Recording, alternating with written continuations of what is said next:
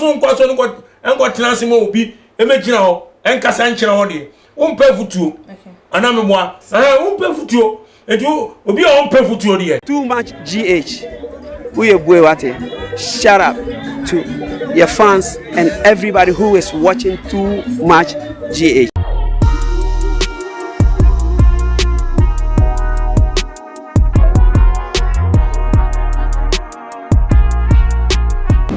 I was here for me ma obibia akwaba ede eba Too Much GH so Ghana wahala dwumedie ena ebre asosamo so for muni aba ekwesi kapa ena nso mede ebebe som ahwefo ene etiefo na abusia fo nsema aba beto eye map no eso ede ese wani ensese ye ka ede echo se eye yankasa ye nuaba ntuni abaya eye Mzbel one eye nuaba nso no susu ye ntuni eye dan na Hamilton ekokohia ye ewo eye Kingdom FM atese enkomo twetwe mu discussion na ekosom na eye dan na eye na adwense eye Mzbel watete ne ho nsem ne ho kroniba na that moment na wanya encounter with her no kwa de o nam sa akonya ne so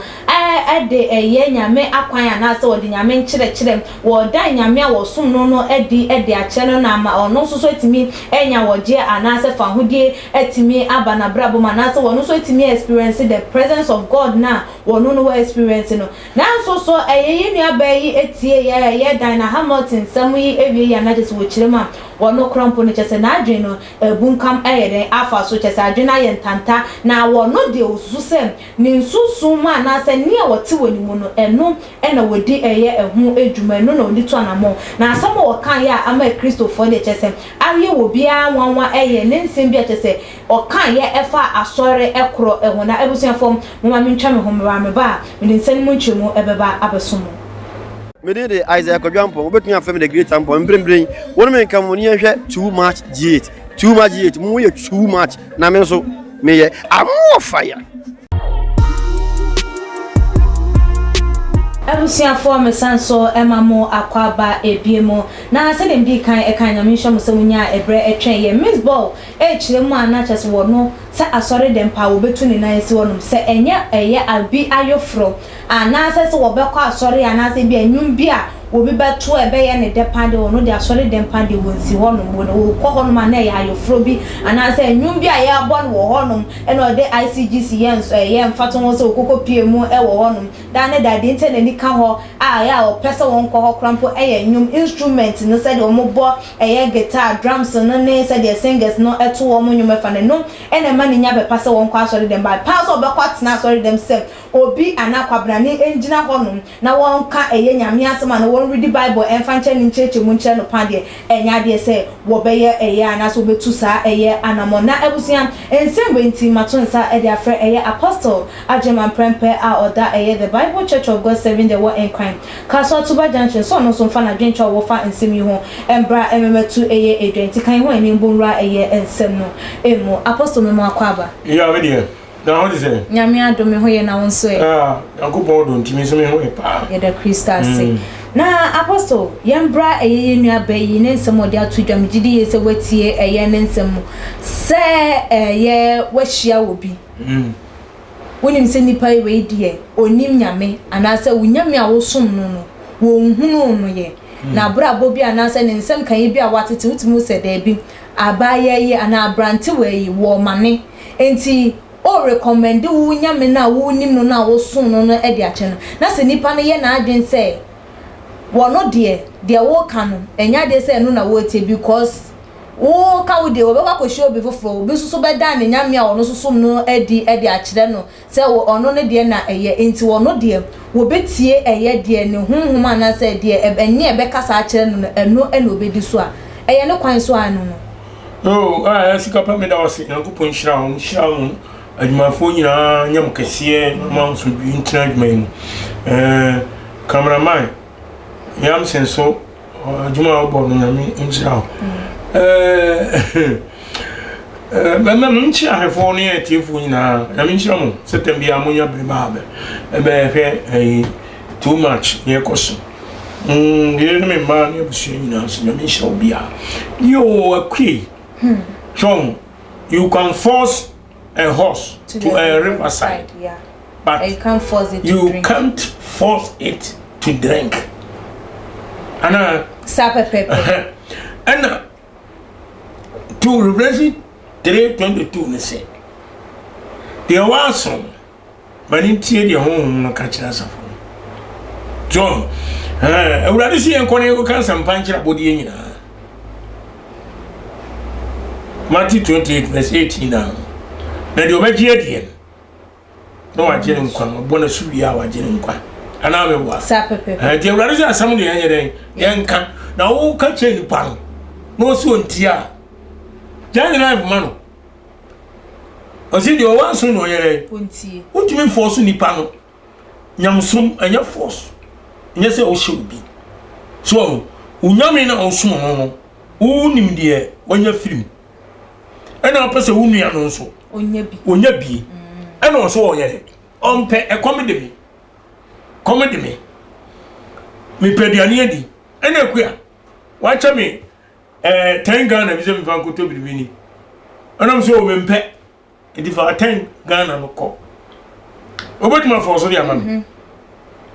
sana akoye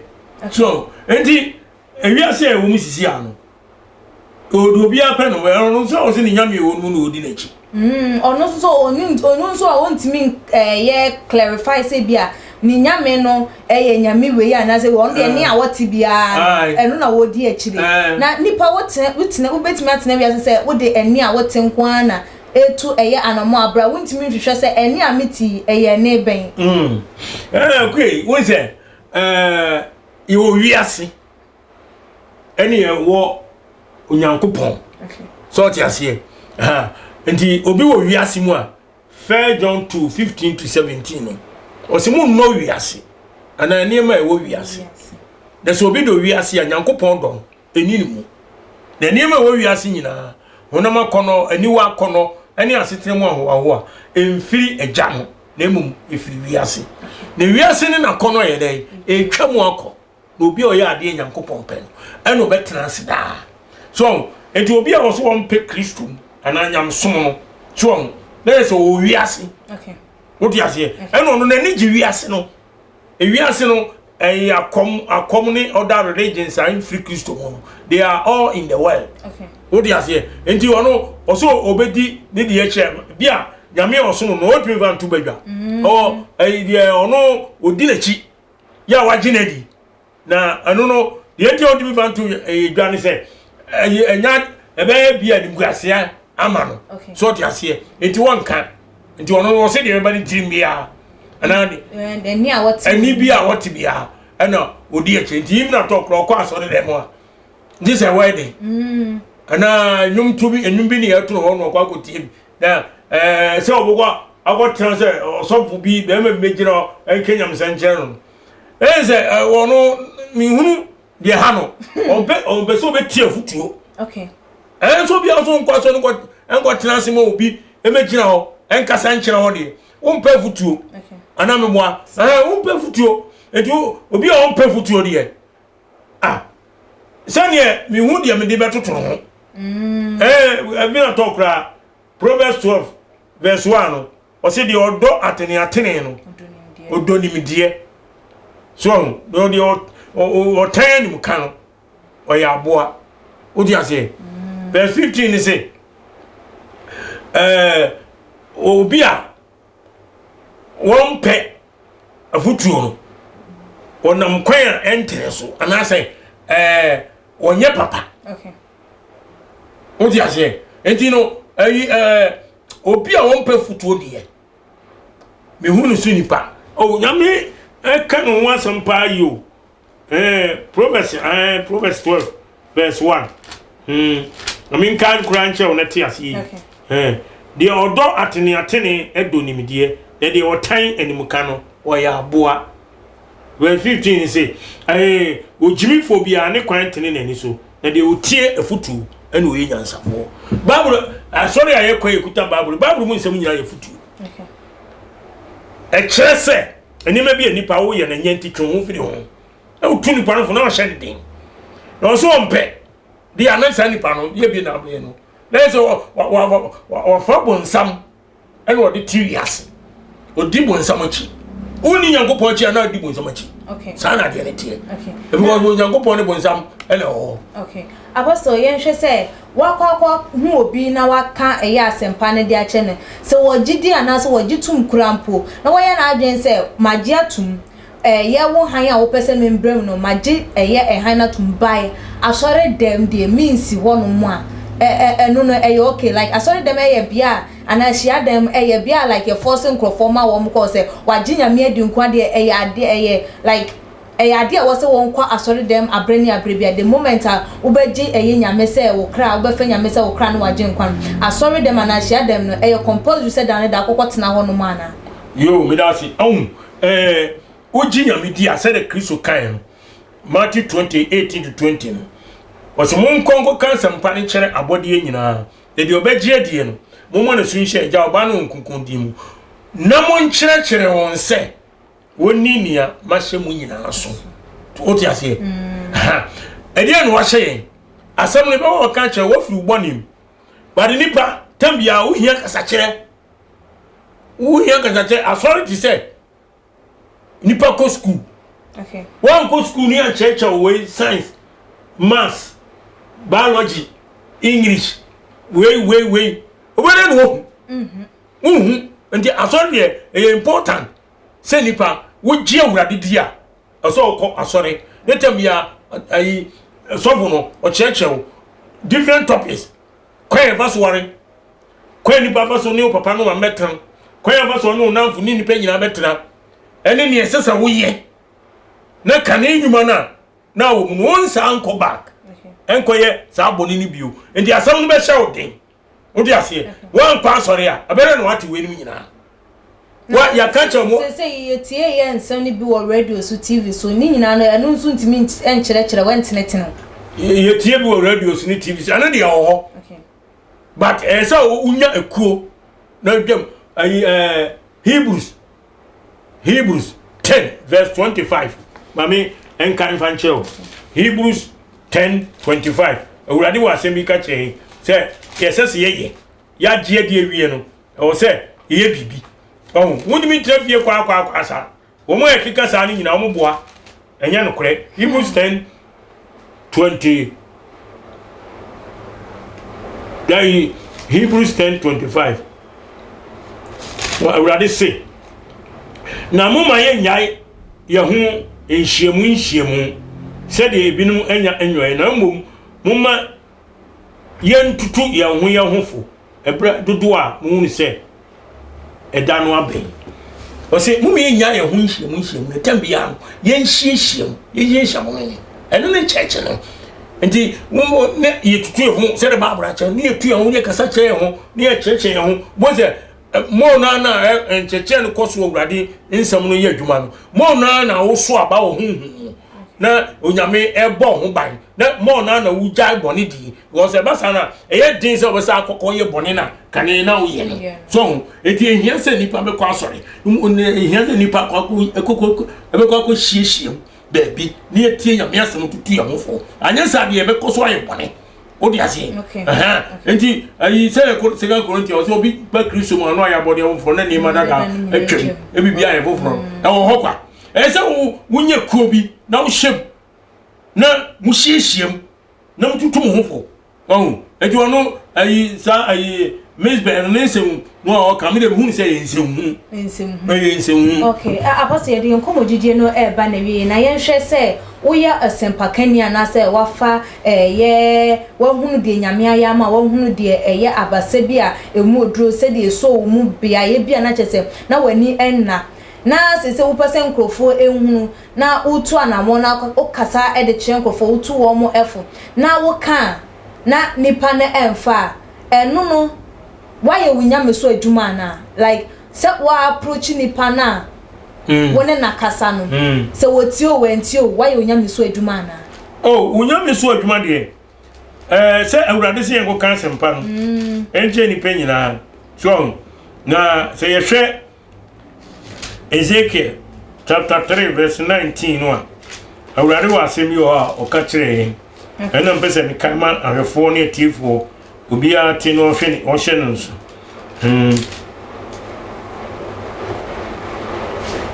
o see verse 19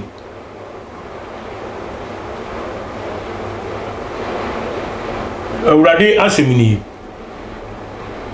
o see oni papa 3:17 oni papa me de o ma si Israel fie nwamfo ndi tie manum asem ne bo wo m kokko mame se me se obonefo se wo no bewu na wa mo no kokko no wan kasa nkyere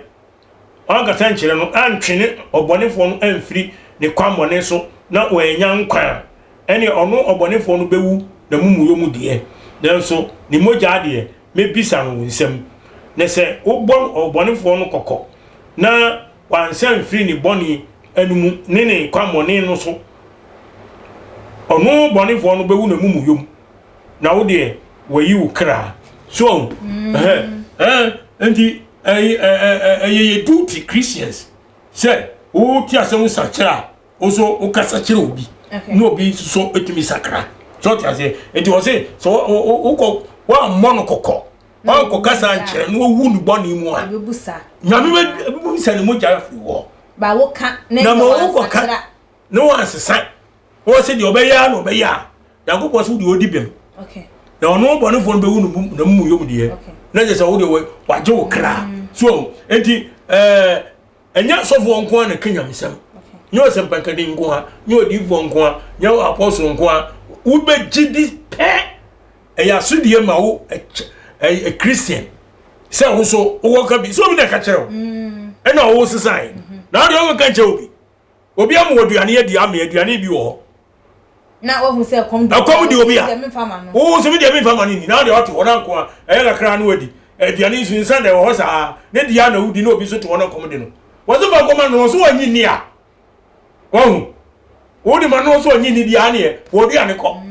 wo di ase sa na de tie enti Kristo ni bia nyamsum ni bia ya sade se wo kan se mpa kire obi wo di ase enti say duntuni e friend Dana Hamilton de oye no de oye no ehia pa o nyame nhira no enti o de o ka kire no nsam hu na o ka kire no se me de me nkwa sorry enkuti nyame asem obi ka kasa kire enye wa se no use man no enye fine it's an insult na je say sabie kronto enkwasi asem na Hamilton abeka kire no enye sa we are some media let say ensam phone kwasi asem eno abeka kire no but ense ko okasa wo de wo pon ho asem wo de kasa yo mate na okone so wa ni so hunu se wa ka bibia kire but also be wanya quite different how can bedom say ni say na tie dia na say wo nya be yivo number 1 number 1 wo nya be yivo a na je say wo yo bonefo wo yo bonefo a na je say wo yo wiaseni so tiase na je say wo de wato ho pa hwi wo se ni be wato ho pa hwi no na wiase bibi amfa no o fa boga nya soan eti di omo be ye bia because o sika akra wo di ase wo ahoni akra wa hunyade kakra enti no o fi se wo wie nipa usi dan du 20 talkers base 50 numu ni ade eye sika bebre billions of dollars kra egu bank approach ni ade a uwie unu baby there's something more important than what you have bibia eye esombo esere the one nyina because one day you die and you be buried na niema ni nyina nkobi obi a wawu a ye de ne cash na da kam so bango ka no adaka na hina be hye enya bebi anhye sika no kura no ye mfa bi nka ho ye di be sha adaka no ye mfa bi nshem e kopura no kre because me ni fire de ye kuro mo bi wuye asantifo wa mamre bi nti onipa wu a yade da ne mpa so a aka krane yakwakosie no jina wo kwa udi atonso miese na minya be mu a na ifunu da na pani bia kwa gojira o wase asumasi o diska no bo ntuma no diska we na o di sempo ama no de bo se na du kwan wa de atonsu anu ene o sa de sreko 10 pesos o sa de bo ntuma no bio wase udu kwan wa de afa o kwa wo de afa ka akọ mca na sama do hane tuturo wana ka taxi wo na hwan na ton so water ho hwan na ton so asamado oh ye ka ede da funu okay dio wo bia no ye fa bi man ko nka wa takuni ayi sem ayi wo friend say sira kun mu ni abi sika ede na bayo sika so bebere ho papa no so no kokofuo e wo japade enso ya mfa hwe amana nko sa na bia sete oh eto wo do ho to ahode so a enya wo bedi do kono kwa ntile baba Yesu ka che say Matthew 6:24 say mo nhihye mo japade osoro na bo ne tofa na mo nhye na saasi so oh baby a enweboa ne akromfo bubu kowia na mo nhihye mo japade osoro amen enti ya ne nipa so wi firi owuo timi de me stress Mzbel nyame hunu mobo na on sakra na dwene na on ja wiase nto no wiase enfa nipa nkosi hwe ene obi a waje adi nso no waje adi enti mi so me da wase se after media asem we ato medim se ubusa me no mache madwene apostle adima prempe ena me no kase enti mi sraw me number ni opese woni di nkuta ho a 0544 262614 0544 262614 and 020 70 200 11 020 270 200 and 11 already shamu nyina Ghana for Yesu di mu amen amen ebusia for won so agent chefa nsemi ho fabra tuma GH comment section like a videos na share all the social media platforms so meeting e de ekwesi papa makram yo too much GH nie Ghana for ahwefo etiefo onipa bi a won subscribe e too much